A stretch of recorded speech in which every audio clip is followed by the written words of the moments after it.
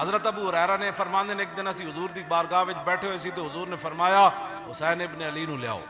بچے سن جے آپ چھوٹے جے بچے،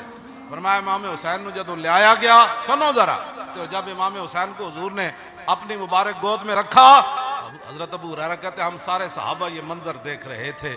امام حسین کا دست اقدس حضور کی داڑھی میں داخل ہو رہا تھا۔ امام حسین دا ہاتھ ہوئے تے داڑھی مبارک رسول اللہ دی ہوئے تے بچے سن اجے تو آپ نے اس طرح چکے ہوئے سے، اور فرماندے پھر رسول اللہ نے حضرت امام علی مقام امام حسین رضی اللہ تعالیٰ عنہ کہ منہ مبارک کے اندر اپنی زبان اقدس داخل فرمائے، جڑا اہل بیت دے بارے گل کردا ہو قیامت والے دن کس طرح حضور دے سامنے پیش ہوئے۔ پھر حضور نے کیا فرمایا، اللہم انی احبہ فاحبہ،